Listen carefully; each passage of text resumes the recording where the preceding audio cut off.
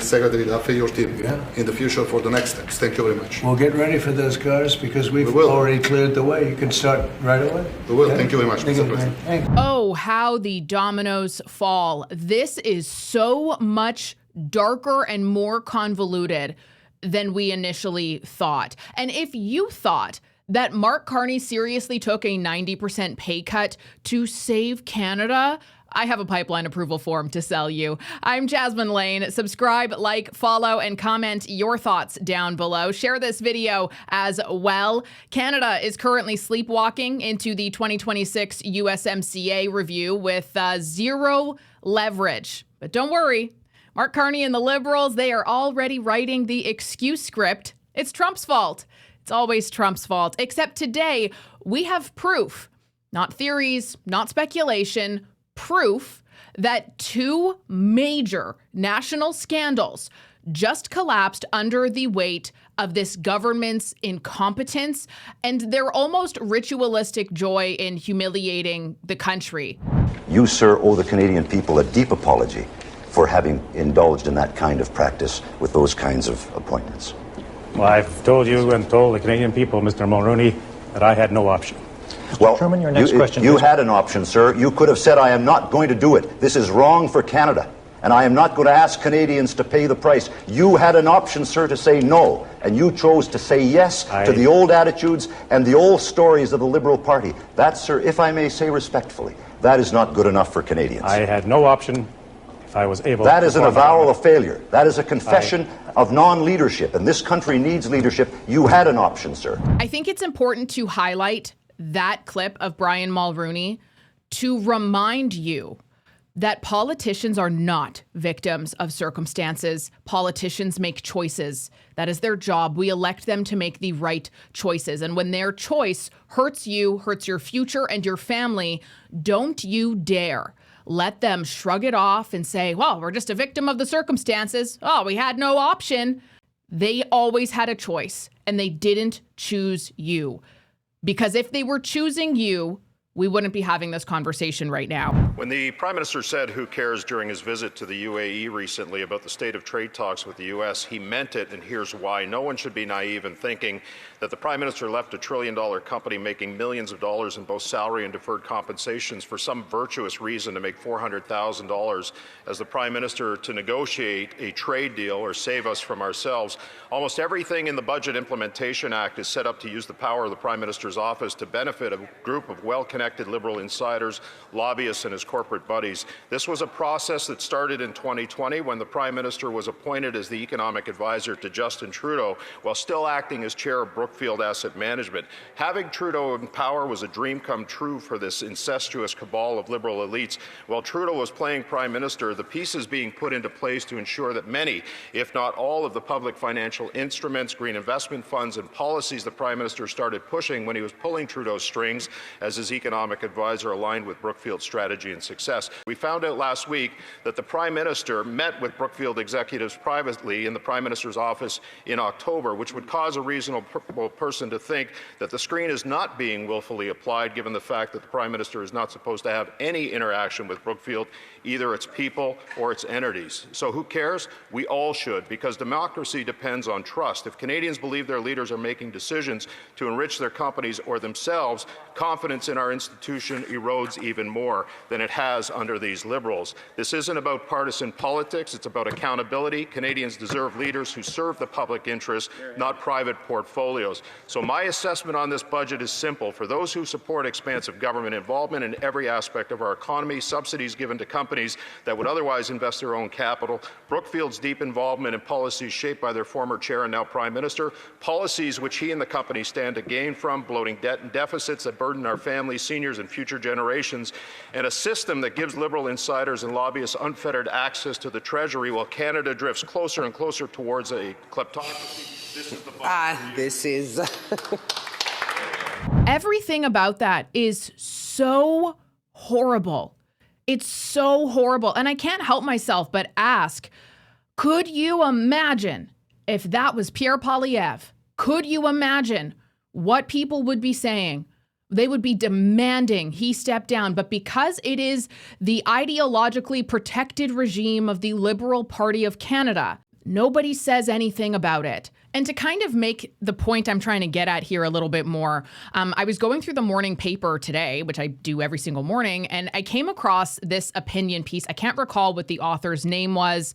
I also don't feel like blasting her or whatever. She's a person, and, unfortunately, she's just incredibly misinformed. I will pray for her.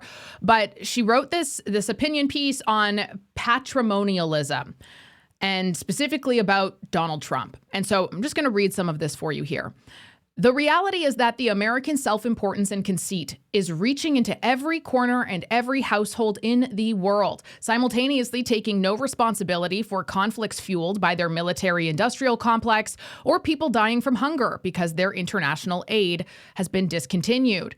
The intent seems to be to consolidate power and eliminate critique and pushback, remove protections, and give Donald Trump's, rich friends free rein in those areas while relieving them of any responsibility for the general welfare of ordinary citizens or people in other parts of the world. Contrary to the claims, people are more divided, less safe, and less healthy, more impoverished, and less informed and engaged, all of which are huge threats to their freedom, happiness, and general well-being, and a democracy which makes a better life possible. Just think of that while comparing to what that fantastic MP just said.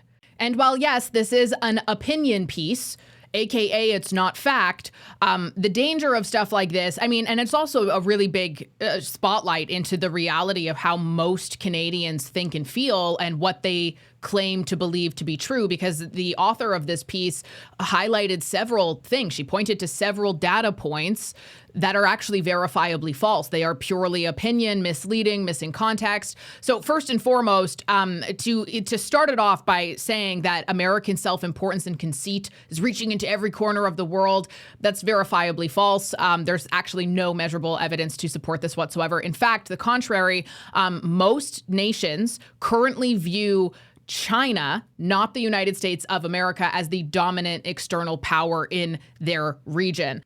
It's also really weird to have this anti-American sentiment about the fact that they have no responsibility for conflicts fueled by their military-industrial complex. What CBC News headline is that? Where did you get that information from? The United States of America is not responsible for every single global conflict. Do they have a huge defense industry? Absolutely, they do. But do you want to know what conflicts have been driven by the United States in recent years? None of them. No, not Russia, Ukraine, not Hamas, Israel, China, Taiwan. No, none of those have been driven by the United States of America. And this one is just some of the most misleading and regurgitated headlines that there is, that people are dying from hunger because the United States pulled their international aid. That's not true. That's verifiably false. In fact, the opposite is true. On global rankings from the OECD, U.S.A, and the World Food Program donor charts, the United States is the largest donor in the world because they have the economy to support it. And also, U.S. humanitarian aid has increased over the years, not decreased. And even if Trump rolls some things back, they're still paying more than Canada is in 99.9% of cases. So that is just so factually incorrect. And, to say also that, the intent of Donald Trump being who I'm painting him to be as, because it fits my narrative in the box I want to paint him in for this article, and it's going to get clicks because it's about Trump. Oh, wow, he wants to consolidate power and eliminate critique and pushback. What? The free press is large in the United States of America, uncensored. It operates without censorship. They have freedom of speech in the United States of America. And also, their free press is oftentimes incredibly hostile to Republicans. Courts repeatedly rule against presidents, and Congress blocks presidential actions constantly. Actually, the United States, by every measurable standard, is one of the strongest constitutional democracies in the world, not an authoritative one. I'm just curious, how many of those things does Canada have or does Canada do? But that right there shows you the intellect and the passionate desire to just not understand, to omit the truth, and to rely solely on your echo chamber. Because the truth is scary, and the truth you learn, even if you don't have to like Trump. I don't care if you like Trump, but let's look at the statistics here. Let's look at the actual data. You can hate Trump all you want, but that doesn't mean that he's become an authoritative regime because you don't like him. You can criticize American politics without rewriting reality. And if you honestly think that the United States of America is responsible for global famine and is causing every world conflict, I'm pretty sure the only person who thinks Trump is a king is you, because reality tells a very different story. Liberals love to give corporate bailouts and handouts to companies that ship jobs out of our country. Now we learn the Liberal government has pledged $15 billion or $1,000 for every tax-paying family in Canada, people who can't afford food, to Stellantis. And Mr. Speaker, investment is fleeing this country almost as fast as the Prime Minister is running out the back door of Parliament right now. Why won't he? The honourable member knows that that's offside. The Prime Minister gets angry and runs out the door rather than answering the questions about the cost. And if Canadians cared even half as much about the real scandals and corruption, dishonesty, lies, poor priorities of our own government, which is why we are hurting so bad in the first place, could you imagine how much better this country could be if they just cared half as much about Canada as they do about the United States of America? Thank you, Mr. President. It's a great day for us at Stellantis today, because it's the day where we see CAFE regulation reconcile with real customers' demand. That's why at Stellantis we decided to invest to Jeep, Ram, Dodge, and Chrysler $13 billion in the next 4 years, increasing production by 50%, delivering to the market 5 new vehicles, and creating 5,000 additional jobs. That's because we believe in what you, Secretary Taffy, and all your team is doing in this country. We believe in growth, and we are ready to invest even more. So thank you very much. Thank you very much also for this great news of the K cars, which we are very interested in. And we are very looking forward to work with Secretary Taffy, your team, in the future for the next steps. Thank you very much. We'll get ready for those cars because we've already cleared the way. You can start right away. We will. Thank you very much, Mr. President. Think about how different that is, right? Like the U.S. president says, you guys better get ready to start building because it's been approved. You just announced this to us, but we've already stamped it. You're ready to go. Let's do this. Let's make some money, baby. Let's create some jobs. And in Canada, it's like, ooh, well, we're going to have to do some activist, community halls first, some town halls with the environmentalists. And, it might get struck down by the courts. And, our taxes are also really high. So we might have to bail you out because of our own failed policies just in order to convince you to be here. And this is actually really shocking to me. This was reported just the other day that what actually happened with Stellantis is Canada paid them over $220 million before the public ever even knew about that money being sent to them, which is really crazy. And that was before Stellantis announced that they were moving production to the United States of America. And that real figure was actually hidden until the public accounts forced disclosure. And in addition to that insane amount of money that we've given Stellantis as far back as 2023, with the most significant portion, which was $118 million this year, while the Canadian government was begging them to stay, they also, and if you recall, this happened recently, where they gave $15 billion, the federal government did, to EV battery subsidies for Nexstar. And that is actually single-handedly the largest taxpayer transfer in Canadian history for EV batteries, not for healthcare, no, for EV batteries that people aren't buying because the industry doesn't exist and Canada isn't competitive in any aspect, which is why they had to bribe them with $15 billion. But the real kicker is the fact that Stellantis took this deal from the Liberals for $15 billion, moved anyway, And then in the Oval Office yesterday promised an amount of almost the exact same number, close to $15 billion, to invest in America because they really believe in what Donald Trump is doing in America.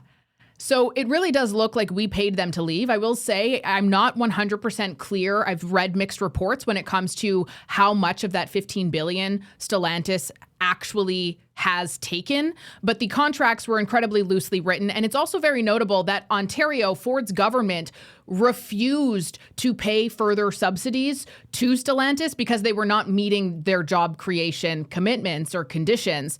But the federal government continued to write these checks anyway with absolutely no conditions attached. Pay now, ask questions never is kind of the attitude. Prime Minister Carney basically said, once this was revealed, thanks to the reporting you guys did, that this is part of the future. I think Canadians need to recognize that part of Prime Minister Carney's vision for this country, unfortunately, involves mass layoffs across multiple industries. And this isn't the first time we've seen this happen. Stellantis was given tens of billions of dollars by the government.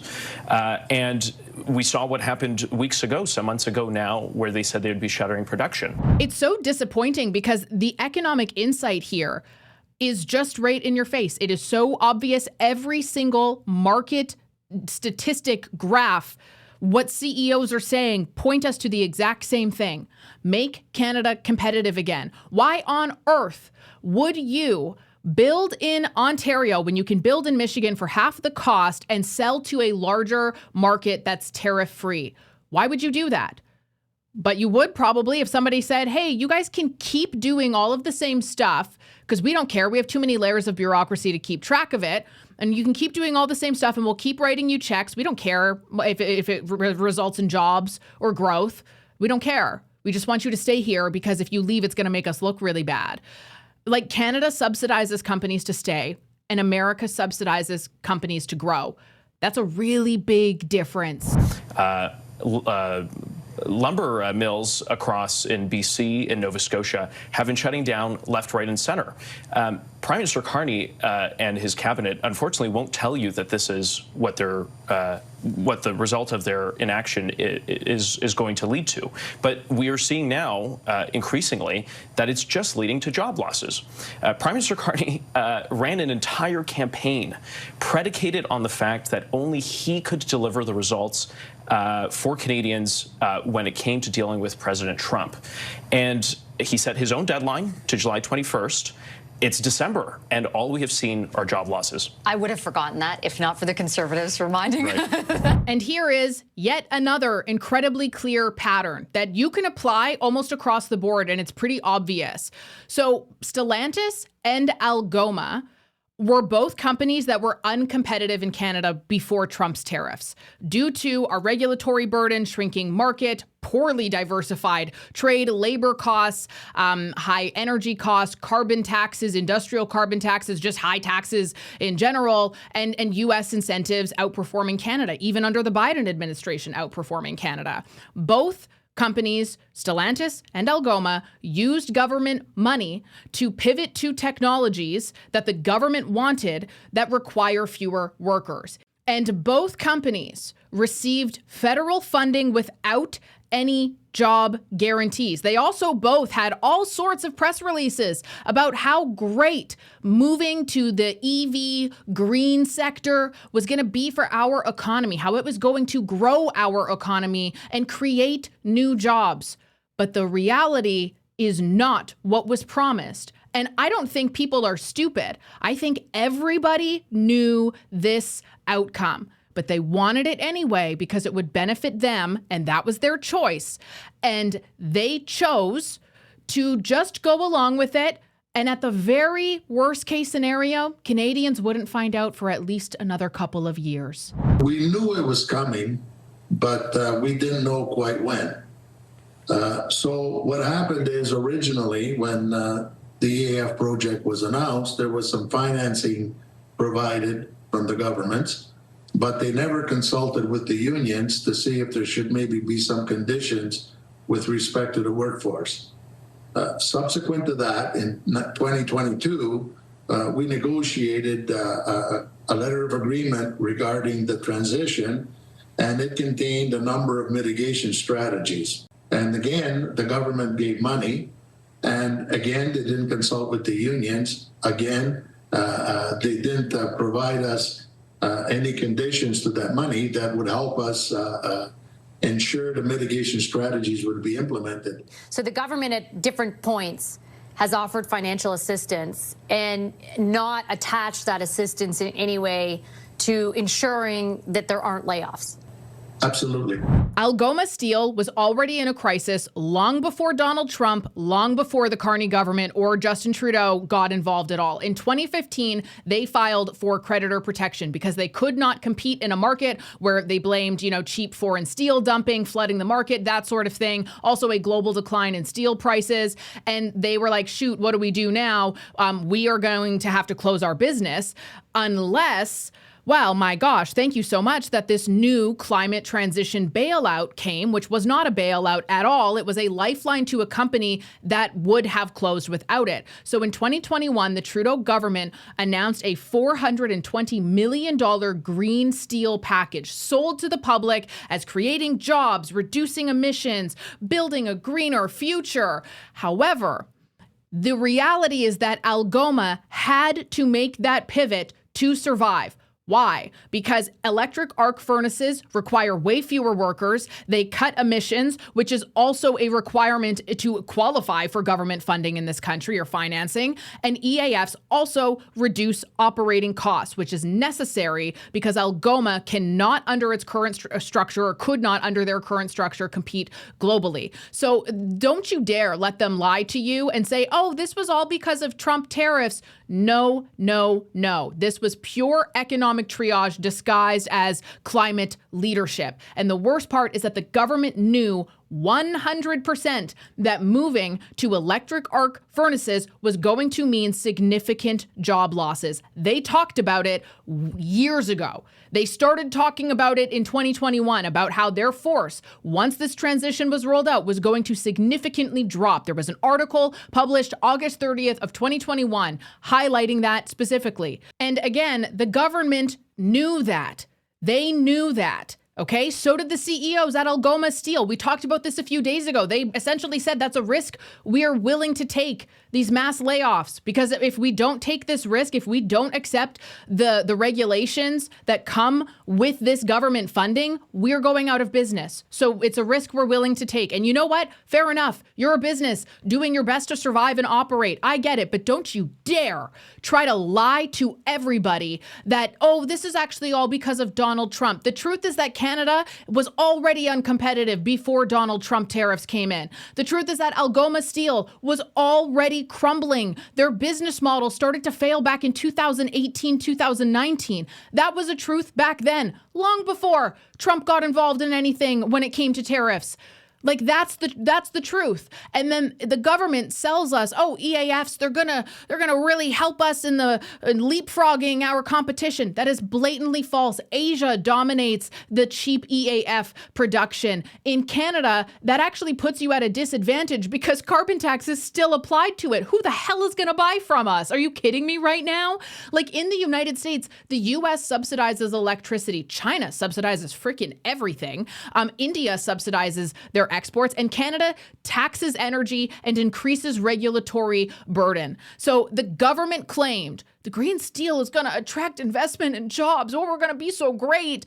But you can't do any of that without cheap power, trade access, and pro-industry policy. You cannot do that at all. It is completely impossible. The limit does not exist. It's fake. And the real cherry on top that seemingly nobody wants to just say out loud anymore, even though it is an absolute, undeniable fact that is proven across every statistic that comes out, Canada is uninvestable. Why? We have regulatory hell, stupid mandates that help nobody except for the people, that the global elite technocrats that are invested in all of that BS. It helps them. Certainly it does. Unpredictable policy, high taxes, high energy costs, a weak, unproductive labor force because you've replaced half your population with people who just collect welfare.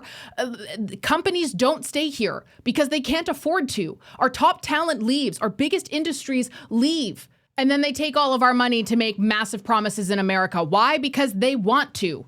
They want to grow. We don't let them. Canada has what the world wants. We just don't give it to them because it's not what we want. We being the Liberal government. Bailouts hide policy failure. Every single time a new, we're going to invest in Canada because we've hindered every single industry from surviving without us.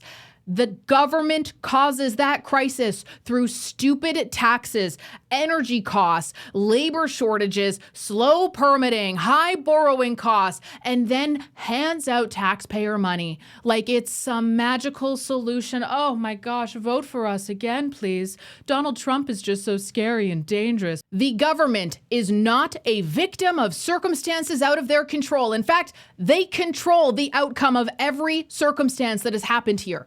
It is squarely on them. And I've been called a radical for I don't even know how many years for just trying to point that out to people because it is so flippin' obvious. But people just don't want to hear it because they'd rather focus on Donald Trump bad. No, our government has choices. They have chosen to inflict this burden upon us because of most probably their own ideological and interior motives. And I'm tired of it because they can choose better. They can choose differently, and we Canadians deserve better than that. I'm Jasmine Lane. Thank you so much for watching this episode of Lots of Ranting today. Be sure to subscribe, like, share, comment your thoughts down below, and I will talk to you tomorrow.